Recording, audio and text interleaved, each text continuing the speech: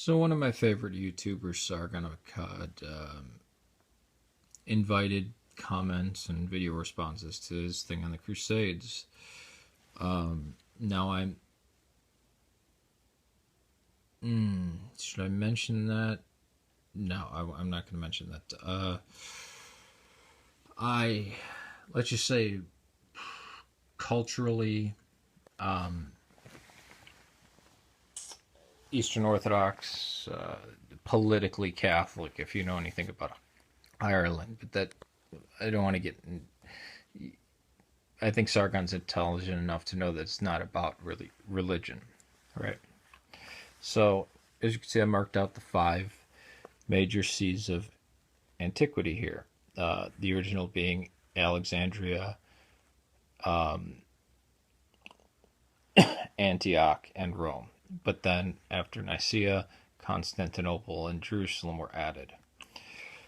Now, from the year, let me move this up, about AD 650, and it is AD 650. It's a pet peeve of mine when people say 650 AD. All the way up until the late 900s, when the Spanish started fighting back. Arbitrary date 985, I think, was when the first actual encyclical went out saying, you can raise up arms against the infidel. Now, the Sasanians had this part, right? You had the Lakhmids, which had this. You had the Ghassanids, which had this. And then you had the Roman Empire, which stretched all over here. Now, in 410 it fell, although that's debated. The Visigoth invasions, the Huns, the whatever. It's pretty far north, sorry. Because the Angles, the Saxons, the Jutes, the pagans, invaded.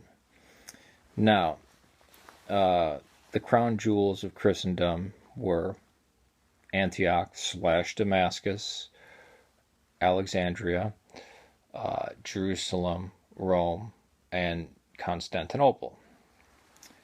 And for 400 years, uninterrupted, the Saracens, or Ishmaelites, or Hagarenes, or however you want to call them, raced from this area, destroyed the Sasanian Empire, drove the Zoroastrians into India, which are now known as Parsis, and took over jewels, because it wasn't just these cities that were great jewels. You had Carthage, which was a great center of Christianity, Cyprian of Carthage. Many popes came from North Africa, and they made it all the way up into the Iberian, where they got stopped at Tours by Charles the Hammer, Charles Martel, the great-grandfather of Charlemagne. So it was uninterrupted rape, theft, and murder. And it really was a dark age. I mean, for the first 200 years of the Islamic calendar, nothing new was created. It's actually very difficult to differentiate, for modern historians, to differentiate the difference between the early Islamic period and the late Byzantine period, and we're talking about a stretch of about 200 years, right? Now, of course, the Justinian plague had to do with had an impact on this, and by the way, anybody listen to this? Edward Gibbon, The Decline and Fall of the Roman Empire is shit, and it's pretty much been disproven. Or just, he was just a pompous anti-Christian. Let's move on, right? So, what happened to Christendom? Well, this area was pagan. This was Christian because of Ireland, but the rest of this became pagan for a long time, except for a little part here, which Edward the Confessor. This was Muslim, and there's the myth of the Golden Age of Islam in Andalusia. That's BS.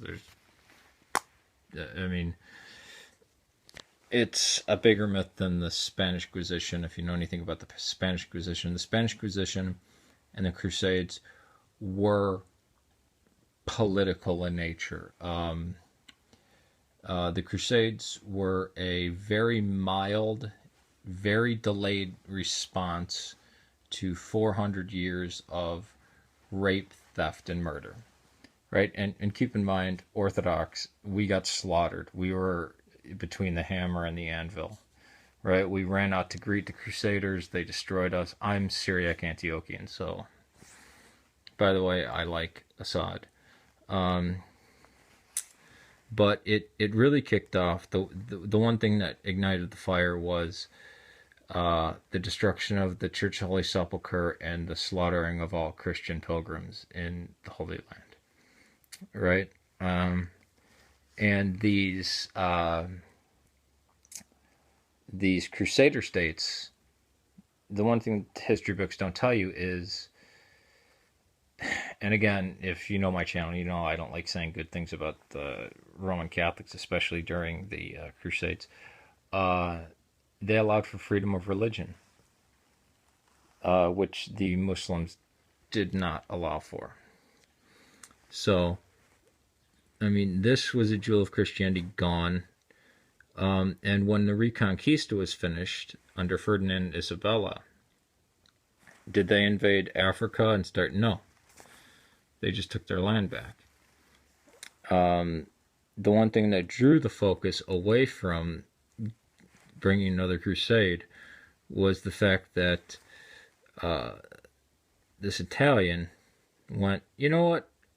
I think the Earth isn't as round, isn't as big as others say it is, which is BS, because we know that, you know, people have been. He knew where, you know, there was a landmass here, so he sailed, boom, hit the Bahamas, and that's how you get, you know, this becoming Latin America.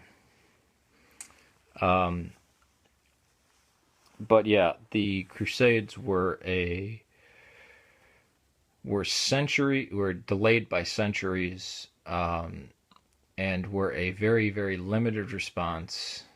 And most of what you see on the History Channel, Discovery Channel, is just propagandist bullshit. Oh, by the way, the Spanish Inquisition, in the 350 years that it lasted, only 2,000 people were executed. Between 750 and 2,000 people were executed. None of them were burned. Only 2 people were tortured, and it was each torture was less than 10 minutes, and they were never tortured more than once. But during a 10-year period in Northern Europe, in the Protestant areas, 100,000 people were burned alive at the stake within one 10-year period.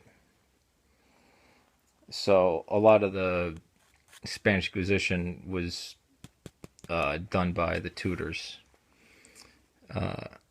Oh yeah, and if you want to see the religious tolerance of the Protestants, go to South Armagh, Fermanagh,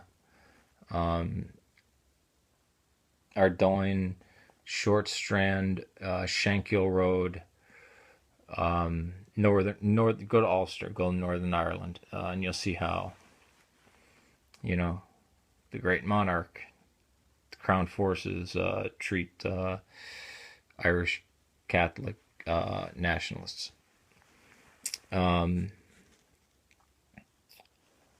But yeah, Anatolia, this is where most of the letters of Paul were written. That was taken by the Turks. Iran, right here, great civilization, totally destroyed because there were Zoroastrians. They also had Manichaeism there.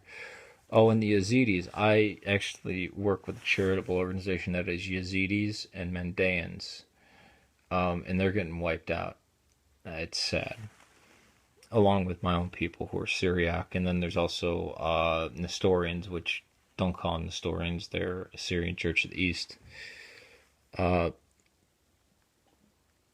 I just, oh yeah, and then of course down here we have Ethiopia, which was the Aksumite kingdom, which has always been Christian, or Christian since the mid 4th century.